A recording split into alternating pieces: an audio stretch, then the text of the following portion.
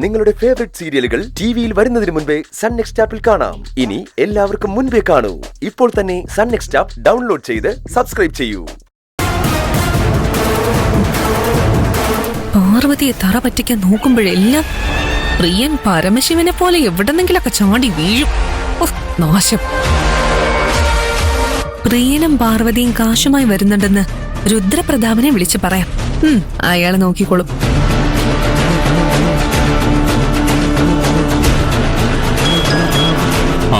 പറയൂ മാഡം.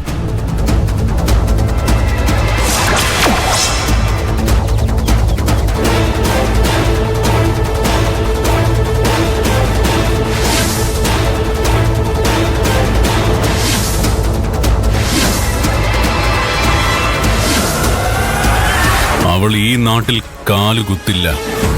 അവനും. ഡയലോഗടിയൊന്നും വേണ്ട, ചെയ്ത് കാണിക്ക്.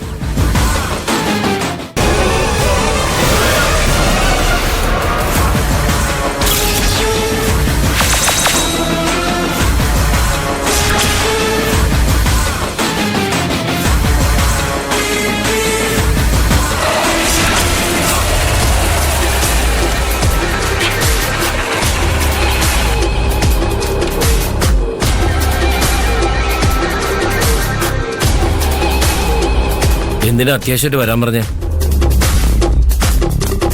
ടൗണിൽ നിന്ന് എന്റെ ഒരു ഫ്രണ്ടിന്റെ കോൾ ഉണ്ടായിരുന്നു. കടം തീർക്കാനുള്ള കാശുമായി പാറു ഇങ്ങോട്ട് വന്നോണ്ടിരിക്കുകയാണെന്ന്. ഇത്രയും ചുരുങ്ങിയ സമയം കൊണ്ട് ജനകഞ്ചന്റെ മോള് 10 ലക്ഷം രൂപ സംഘടിപ്പിച്ചെന്നോ? എങ്ങനെ? ജനകഞ്ചേട്ടനെ വെച്ച് അയാളുടെ മോളെ വിലയിരുത്തൽ ചന്ദ്രാസ. തുരുമ്പിച്ച സൈക്കിളും ചവിട്ടി ഈ നാട്ടിൽ കൂടെ കറങ്ങി നടന്ന പാറു അല്ല അവളിപ്പം. ജോലി സംഘടിപ്പിച്ച് ടൗണിലോട്ട് പോയതോടെ അവളുടെ സെറ്റപ്പ് ആകെ മാറി. വലിയ കമ്പനി മുതലാളിയൊക്കെയാ ഇപ്പൊ അവളുടെ കൂട്ടുകാര്. അവൾക്കൊരു അത്യാവശ്യം വന്നാ 10 ലക്ഷം അല്ല, എത്ര ലക്ഷം വേണേലും അവര് കൊടുക്കും. കാശുമായിട്ട് അവള് വന്നാ ഞാൻ പ്രമാണം തിരിച്ചു കൊടുക്കേണ്ടി വരും. ഓരോരോ മുടന്ത ന്യായങ്ങൾ പറഞ്ഞ് വീണ്ടും അത് പിടിച്ചു വയ്ക്കാനും ആ ഭൂമി മറ്റൊരാൾക്ക് വിൽക്കാനും പിന്നെ എനിക്ക് കഴിയില്ല. ഞാൻ എന്താ ചെയ്യണ്ടേ? രുദ്രൻ ചേട്ടൻ പറ. ആ മണ്ണിനി ഈ രുദ്രപ്രതാപന്. അത് ഞാൻ തീരുമാനിച്ചു കഴിഞ്ഞതാ. പാറുവിനെ എനിക്ക് കെട്ടിച്ചു തന്നാൽ കടം മുഴുവൻ ഞാൻ തീർത്തോളാന്ന് പറഞ്ഞപ്പോ അവൾക്കും അവളുടെ തന്തക്കിളവനും പുച്ഛം. രുദ്രപ്രതാപൻ വെറും അലവലാതിയാണത്രേ. അവളെ സ്വന്തമാക്കണമെങ്കിൽ ഞാൻ 7 ജന്മം തപസ്സിരിക്കണോന്ന്. ഇച്ചിരി തൊലിവെളുപ്പുണ്ടല്ലോ, അതിന്റെ അഹങ്കാരം. 10 പൈസയുടെ ബുദ്ധി ഉണ്ടായിരുന്നെങ്കിൽ മുതലാളിയുടെ ആലോചന അവൾ തട്ടിക്കളയുമായിരുന്നു. 7 അല്ല 70 ജന്മം തപസ്സിരുന്നാലും മുതലാളിയെ പോലെ ഒരാളെ കിട്ടില്ലെന്ന് ആ കിളവൻ അവക്ക് പറഞ്ഞു കൊടുക്കണമായിരുന്നു. അയാളത് ചെയ്തില്ലെന്ന് മാത്രമല്ല, മോളോടൊപ്പം ചേർന്ന് അയാളും തുള്ളി.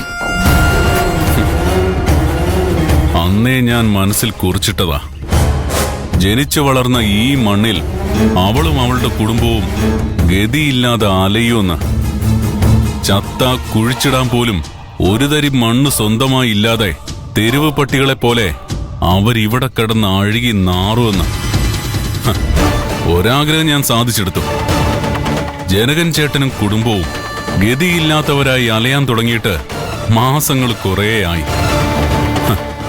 അവരുടെ കയ്യിൽ അവശേഷിക്കുന്ന ആ മണ്ണുകൂടി ഞാൻ സ്വന്തമാക്കിയാൽ എന്റെ അടുത്ത ആഗ്രഹവും നടക്കും. ഞാൻ എന്താ വേണ്ടേ? രുദ്രൻ ചേട്ടൻ പറഞ്ഞാൽ മതി. കടം തീർക്കാനുള്ള കാശുമായി പാറു ഇവിടെ കാല് കുത്തുന്നതിന് മുമ്പ് ഭൂമി വിൽക്കുന്നതായി രേഖയുണ്ടാക്കി ജനകൻ ചേട്ടനെ കൊണ്ട് അതിൽ ഒപ്പുവെപ്പിക്കണം. ഞാൻ ചോദിക്കുന്നോണ്ട് ചേട്ടൻ എന്നോട് ദേഷ്യപ്പെടുകയൊന്നും ചെയ്യരുത്. ഞാൻ എന്റെ ഒരു സംശയം ചോദിക്കുന്നതാ. അവള് കാശുമായിട്ട് വരുന്നത് നമ്മൾ അറിഞ്ഞതുപോലെ ജനകൻ ചേട്ടനും അറിഞ്ഞിട്ടുണ്ടാവില്ലേ? കാശുമായിട്ട് വന്നുകൊണ്ടിരിക്കുകയാണെന്ന് അയാളെ വിളിച്ച് അവളെ അറിയിച്ചിട്ടുണ്ടാവില്ലേ? കടം തീർക്കാനുള്ള കാശ് കിട്ടിയെങ്കിൽ അയാൾ ആ രേഖയിൽ ഒപ്പുവെക്കില്ലല്ലോ. അതൊന്നും ആലോചിക്കാതെയാണ് ഞാൻ നിന്നെ വിളിച്ചു വരുത്തിയെന്നാണോ നീ കരുതിയിരിക്കുന്നത്? കാശുമായി അവള് ടൗണിൽ നിന്ന് പുറപ്പെട്ടു എന്ന് വെച്ച് ജനകൻ ചേട്ടനും നീയും തമ്മിലുള്ള ഇടപാട് അവസാനിക്കുമോ? ഇല്ലല്ലോ. ആ കാശ് നിന്റെ കയ്യിൽ കിട്ടണം. അത് എണ്ണി തിട്ടപ്പെടുത്തി 10 ലക്ഷം തികച്ചുണ്ടെന്ന് നിനക്ക് ബോധ്യപ്പെടണം.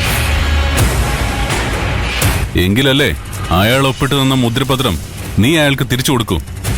അപ്പോഴല്ലേ നിങ്ങൾ തമ്മിലുള്ള ഇടപാട് അവസാനിക്കുകയുള്ളൂ. അതത്രേ ഉള്ളൂ. നിന്റെ കടം തീർക്കാൻ ജനകൻ ചേട്ടന് കഴിയില്ല. ആ ഭൂമി വിൽക്കാനുള്ള രേഖയിൽ അയാൾ ഒപ്പിടുന്നത് വരെ കാശുമായി പാറു അയാളുടെ മുന്നിൽ എത്തില്ല. അതിന് വേണ്ടതെല്ലാം ഞാൻ ചെയ്തോളാം. മുദ്രപത്രത്തിൽ 4-5 വരികൾ എഴുതി ചേർത്ത് ഒപ്പിടാൻ പറഞ്ഞാലൊന്നും ജനകൻ ചേട്ടൻ ഒപ്പിടില്ല. ഞാനത് ചേട്ടനോട് പറയാൻ വരികയായിരുന്നു. എത്ര നിർബന്ധിച്ചാലും അയാൾ ഒപ്പിടില്ല. ബലം പ്രയോഗിക്കാനും കഴിയില്ല. അയാളെ കൊണ്ട് ഒപ്പിടിക്കാനുള്ള വഴിയും ഞാൻ കണ്ടുവച്ചിട്ടുണ്ട്. ഞാൻ വിശദമായിട്ട് പറഞ്ഞുതരാം. അതുപോലെ നീ ചെയ്താ മതി.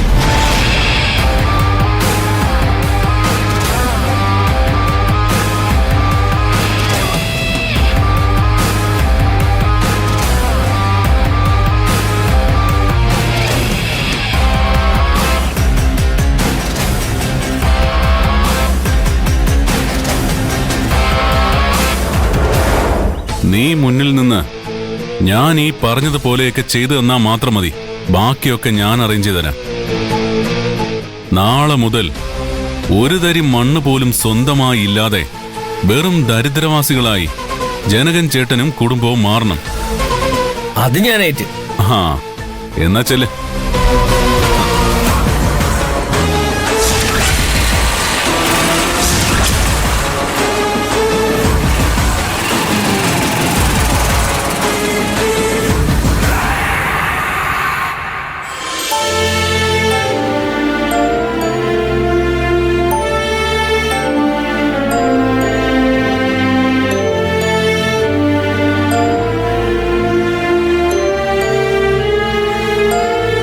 Paru,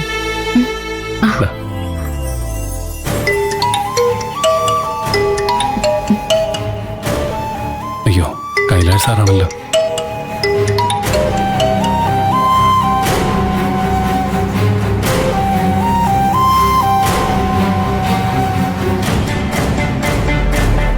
hello Kailash sir. Hello Priya, നിങ്ങൾ എവിടെ എത്തി? എത്താറായി സാർ. ഇനി 1 മണിക്കൂറിനുള്ളിൽ പാറുവിന്റെ വീട്ടിലെത്തും. പാർവതി ഇവിടെ ഉണ്ട്. ഞങ്ങൾ വഴിവെക്കിലിറങ്ങി ചായ കുടിച്ചോണ്ടിരിക്കുക. കൈലാഷ് സാറിന്റെ കോളായതുകൊണ്ട് മാറിയെന്നാ സംസാരിക്കുന്നത്. ആ അത് നന്നായി. ക്യാഷ് എവിടെ നിന്നാണ് കിട്ടിയെന്ന് അവൾ ചോദിക്കുണ്ടായില്ലേ? ചോദിച്ചു, പലതവണ ചോദിച്ചു. എന്നിട്ട് പ്രിയൻ എന്താ പറഞ്ഞ? ഞാൻ തന്നാണെന്ന് പറഞ്ഞില്ലല്ലോ. ഇല്ല സാർ, പറയരുതെന്ന് സാറ് പറഞ്ഞിരുന്നല്ലോ. അതുകൊണ്ട് എൻ്റെ ഒരു ഫ്രണ്ട് തന്നതാണെന്നാ ഞാൻ അവളോട് പറഞ്ഞിരിക്കുന്നത്. ഏത് ഫ്രണ്ടെന്ന് അവൾ ചോദിച്ചപ്പോൾ പോകുന്ന വഴിക്ക് പറയാന്ന് പറഞ്ഞിട്ടാ ഞാൻ അവളെ കാറി കയറ്റിയത്. സമയത്ത് വീട്ടിലെത്തുമെന്നുള്ള ടെൻഷൻ കൊണ്ടായിരിക്കും അവൾ അതിനെക്കുറിച്ച് മറ്റൊന്നും ചോദിച്ചില്ല. അവളത് ചോദിക്കും, ചോദിക്കാതിരിക്കാന്നില്ല. പക്ഷേ ക്യാഷ് കൊടുത്ത് സഹായിച്ചത് ഞാനാണെന്ന് അവൾ ഒരിക്കലും അറിയാൻ പാടില്ല. ഇല്ല സാർ, ഞാൻ പറഞ്ഞിട്ട് അവൾ ഒരിക്കലും അറിയില്ല. പ്രിയൻ ചേട്ടാ,